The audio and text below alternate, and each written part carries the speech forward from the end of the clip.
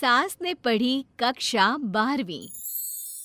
पाखी एक multinational company में काम करने के साथ सोशल एक्टिविस्ट भी होती है, जो ऑफिस खत्म होने के बाद शाम को घर आकर जरूरतमंद छोटे बच्चों को फ्री में पढ़ाती है। उसकी इस खूबी से बाकी लोगों के साथ सास भी बहुत खुश होती है। तुम सच में बहुत अच्छा काम कर रही हो बेटा, बस ध्यान रखना बच्चे आधे रास्ते में कहीं भटक ना जाए। भटकने से मेरा मतलब सिर्फ गलत काम करना नहीं है। कोई घर की जरूरत के लिए नौकरी करने लगे या किसी के घर वाले उसकी शादी करा दे, यह भी तो मंजिल से भटकना ही होता है ना। वाओ मम्मी, मुझे नहीं पता था कि आप पढ़ाई को लेकर इतनी पर्टिकुलर हो। पर फिक्र मत कीजिए, इनके साथ ऐसा कुछ नहीं होगा। बहू की बात पर मुस्कुराकर सास चली जाती है और पाखी बच्चों को पढ़ाने में बिजी हो जाती है। उसी रात पाखी और विराट साथ बैठकर बातें कर रहे होते हैं, जिसमें बहू सास की पढ़ाई को लेकर नजरिए का विराट के सामने जिक्र करती है। हाँ, मुझे सब पता है। ऐसे ही नहीं ये नालायक लड़का इतना पढ़ लिया। वो मम्मी ही तो है जिन्होंने बचपन से खाना खाया या नहीं से ज्यादा पढ़ाई की या नहीं पूछ पूछ कर मुझे इतना पढ़ने पर मजबूर कर दिया।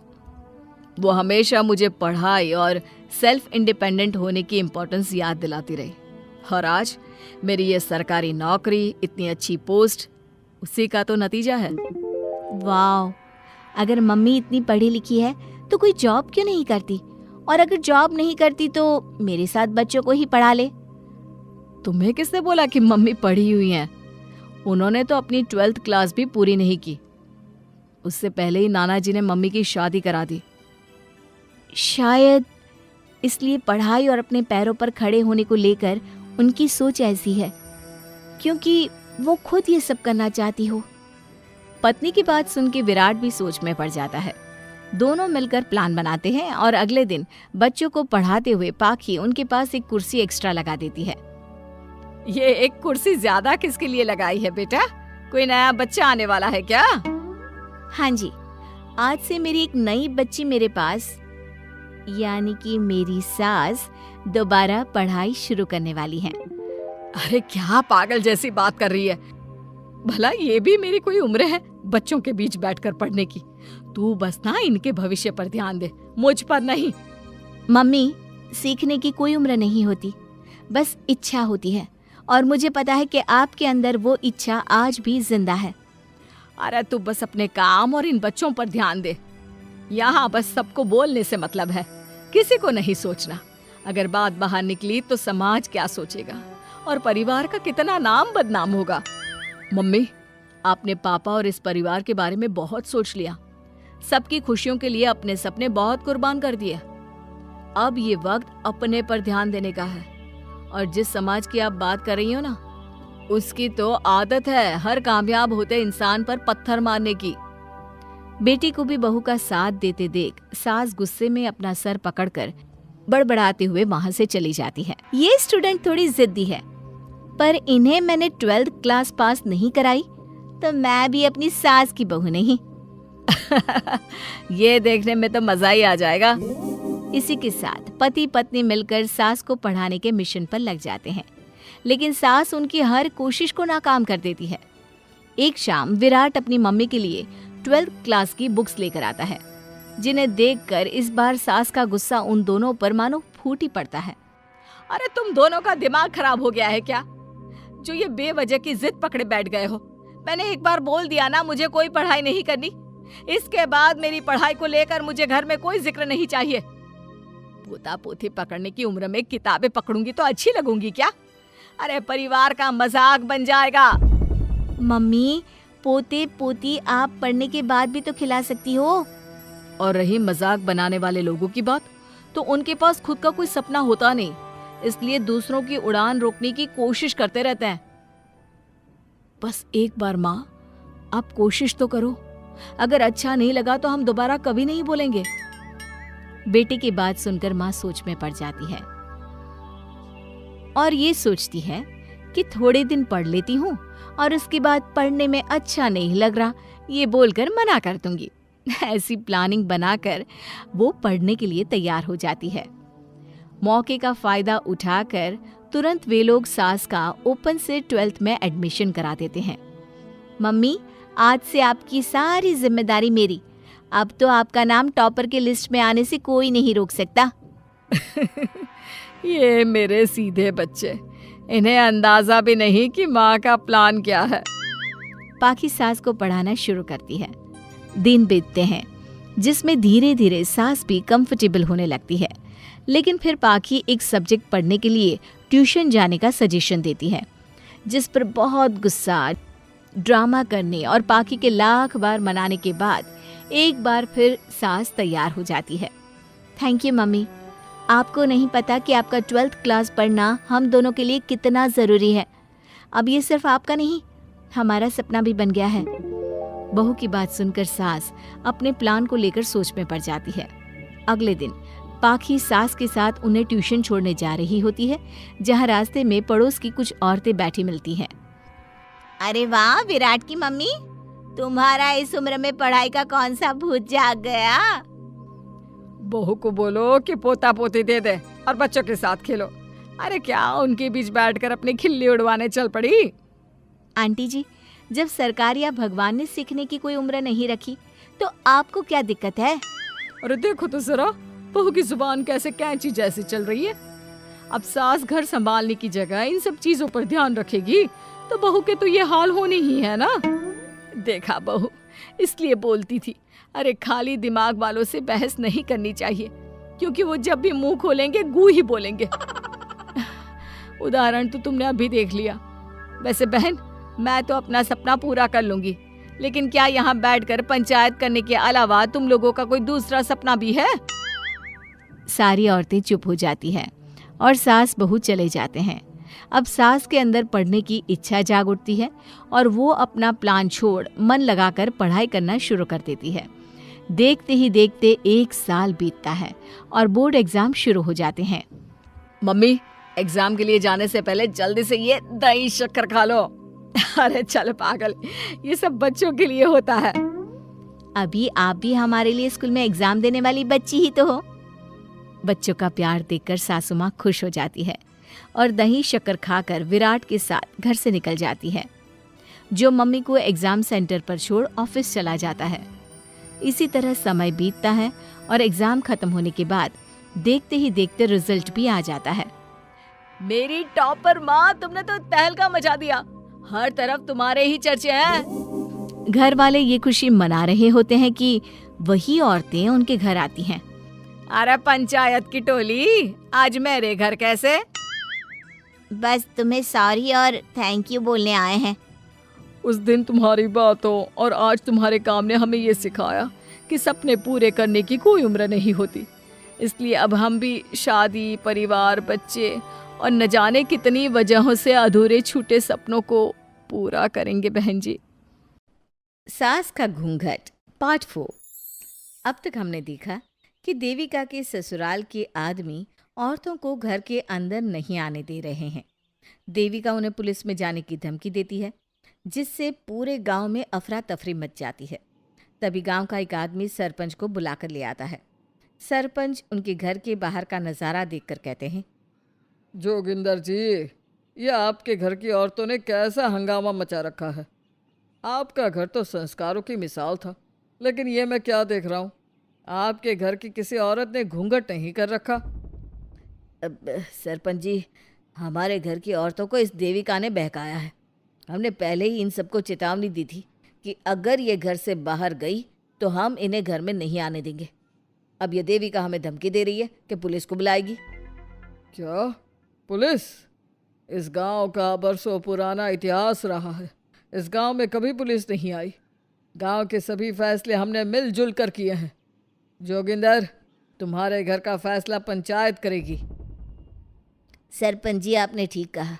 पंचायत दोनों तरफ की बातें सुने और जो भी फैसला पंचायत करेगी वो हमें मंजूर होगा। तो ठीक है, आज दोपहर को सभी गांव की चौपाल पर इकट्ठा होंगे और वहीं तुम्हारे घर का फैसला होगा। सरपंच वहां से चला जाता है। घर के आदमी घर के अंदर जाकर दरवाज़ा बंद कर लेते हैं और घर की औरतें वहीं घर के बाहर पेड़ के नीचे बैठ जाती हैं। तभी विमला कहती है, देविका बहू, तुम्हें भूख लगी होगी ना? नहीं माँ जी, मुझे भूख नहीं लगी, मैं ठीक हूँ। बहू, तेरा बच्चा छोटा है अभी, तुझे भूखा नहीं रहना चाहिए। वीना, सुजाता, जाओ पास में जो पंडित जी का बाग है ना, वहाँ से कुछ फल तोड़ लाओ। वीना और सुजाता पास के बगीचे से खूब सारे फल तोड़ कर ले आती हैं। सभी औरतें फल खाती हैं। तभी देविका कहती है, आप सब घर से बाहर निकली, घूंघट उतार दिया तो इन मर्दों की इज्जत चली गई, लेकिन हम सब घर के बाहर भूखे प्यासे बैठे हैं। इस बात पर इन अहंकारी मर्दों को शर्म क्यों नहीं आ रही? हाँ देविका, तुम ठीक कह रही हो। अगर हम मर भी जाए ना, तब भी इन मर्दों के लिए इनके बनाए गए नियम कानून ही अहम रहेंगे, हम नहीं। सुजाता भाभी, मुझे तो सबसे ज़्यादा सचिन पर गुस्सा आ रहा है। उसने मुझसे लव मैरिज की थी, क्या क्या वादे किए थे कि मेरा साथ कभी नहीं छोड़ेगा, और आज उसने मेरा साथ छोड़ दिया। अपने बच्चे को एक बार भी नहीं देखा उसने। देविका, वो शुरू से ही ना डरपोक रहा है, लेकिन इन सारी बातों को छोड़ो। मुझे तो इस बात की चिंता हो रही है कि पंचायत में न जाने क्या फैसला होगा। पता नहीं वो इंसाफ करेंगे भी या नहीं। वीना दीदी, आपको अभी भी पंचायत से इंसाफ मिलने की उम्मीद है? अगर इस गांव की पंचायत में सच में इंसाफ करने की भावना होती तो सरपंच जी अभी हमें घर के अंदर जाने देते। देखा नहीं कितना जहर उगल कर गए हैं हमारे खिलाफ। तो बहू, अब हम क्या करेंगे? पंचायत तो हमारे खिलाफ ही फैसला सुनाएगी। पहले तो हम अपनी सारी बातें रखेंगे। अगर ये लोग नहीं माने तो आपको वही करना होगा जो मैं कहूँगी। लेकिन एक बात आप याद रखना, किसी भी सूरत में हम झुकेंगे नहीं, क्योंकि हम सही हैं। देविका सभी औरतों को समझा रही थी, तभी वहाँ एक गांव वाला आता है। आप सभी को पंचायत में बुलाया है। उस गांव वाले की बात सुनकर सभी औरतें पंचायत में पहुंचती हैं। वो देखती हैं कि उस पंचायत में सारा गांव इकट्ठा हो गया है। बहुत सारी औरतें लंबे लंबे घूंघट करके वहां आई हुई हैं। तभी पंचायत की कार्यवाही शुरू की गई और घर के आदमियों से पूछा गया कि वो घर की औरतों को घर में क्यों नहीं रखना चाहते। हमारे घर की औरतें ना तो घूंघट उतारती है और ना ही किसी डॉक्टर से इलाज करवाती है, और हमारे मना करने के बाद भी इन सब ने घर से बाहर कदम रखा, हमसे ऊंची आवाज़ में बात की।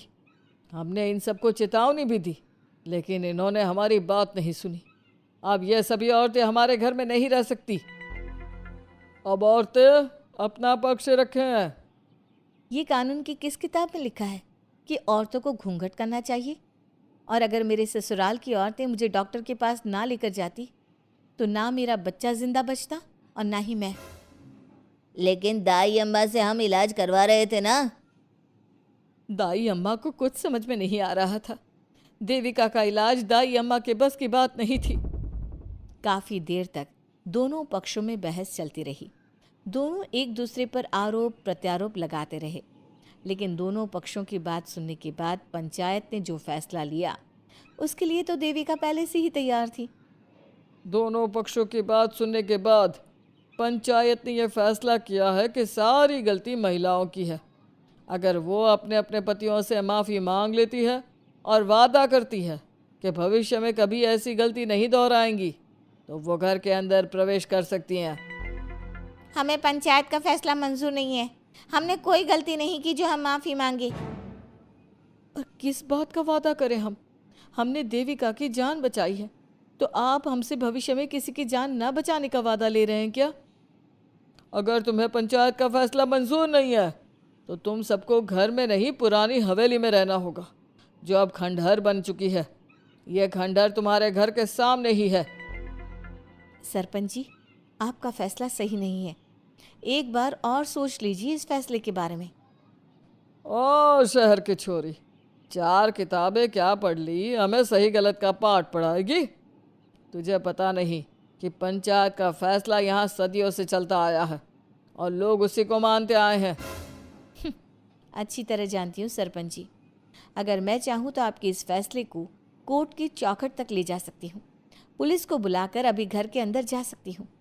पंचायत और घर के आदमियों की शिकायत पुलिस में कर सकती हूँ और अपने बच्चे को उसका हक दिलवा सकती हूँ। लेकिन नहीं, मैं ऐसा नहीं करूँगी। मैं उसी खंडहर में रहूँगी और इस गांव के आदमियों को दिखा दूंगी कि औरत खंडहर को भी महल बना सकती है, और वो भी बिना किसी आदमी की मदद के। सारे गांव की औरतें देविका की बातें सुनकर हैरान हो जाती है। उनका जीवन घूंघट और घर के चार दीवारी के बीच में ही था।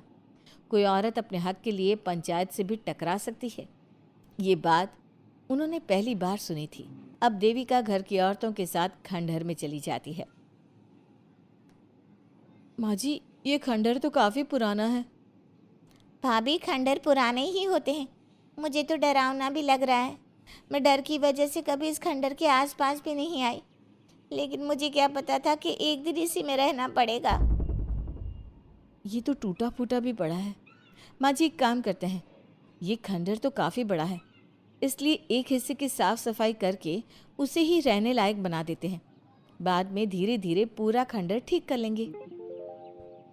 हाँ बहू, तुम ठीक कह रही हो। विमला भाभी और मैं इस खंडहर के टूटे हुए हिस्सों पर मिट्टी और ईंटें लगा देते हैं। सुजाता और विना, तुम साफ सफाई कर लो। सभी औरतें मिलकर खंडहर के एक हिस्से को सुधारना शुरू कर देती है, और काफ़ी देर तक मेहनत करने के बाद वो उस हिस्से को काफ़ी हद तक अच्छा कर लेती हैं। और इसी तरह रात हो जाती है। सभी औरतें बैठकर बात करती है। माँ, हमने इस खंडहर को घर तो बना दिया है, लेकिन ये घर चलेगा कैसे? हाँ माँ जी, मैं भी यही सोच रही हूँ। और हम सब तो बड़े हैं, गर्मी सर्दी भूख कुछ भी आसानी से बर्दाश्त कर सकते हैं। लेकिन देविका का बेटा बहुत छोटा है, उसे तो हमें अच्छी तरह से पालना होगा ना। मैं भी यही सोच रही हूँ कि आगे हमें क्या करना चाहिए। कम्मू और मैं मिलकर मिट्टी का चूल्हा और मिट्टी के बर्तन बना देते हैं। कुछ दिन के लिए खाने का इंतज़ाम भी हो जाएगा, क्योंकि यहाँ पर खेत और बाग बगीचे आसपास ही है, कहीं से कुछ भी ले सकते हैं। पहले आप मुझे ये बताइए कि आप सब लोगों को आता क्या है, मतलब कोई ऐसा काम जिसका आपको शौक हो, जो आपने बचपन से किया हो। बहू, तेरे दिमाग में चल क्या रहा है? माँ जी, बहुत कुछ चल रहा है। बस अब हमारा सारा ध्यान इस बात पर होना चाहिए कि हम अपने लिए अच्छे से अच्छा क्या काम कर सकते हैं। आप सब हिम्मत से और समझदारी से काम लो, फिर देखना हम इस खंडहर को भी महल बना देंगे। इसके लिए सबसे पहले हमें आत्मनिर्भर बनना होगा। देविका सभी को समझा रही थी, तभी उसका बेटा रोने लगा। उसने अपने बेटे को गोद में उठाया और उसे चुप कराने लगी। अब देविका के सामने सबसे बड़ी चुनौती थी कि वो किस तरह से ससुराल की औरतों को आत्मनिर्भर बनाए और किस तरह से अपना घर चलाए। हमारे प्यारे दर्शकों, अब आप बताइए, देविका और घर की सभी औरतों ने अपने पतियों से माफ़ी ना मांगकर सही किया या गलत? क्या उनका खंडहर में रहने का फैसला सही था? अब देविका को क्या कदम उठाना चाहिए, हमें कमेंट में ज़रूर बताना। हमारी कहानी को लाइक, शेयर और चैनल को सब्सक्राइब करना मत भूलना।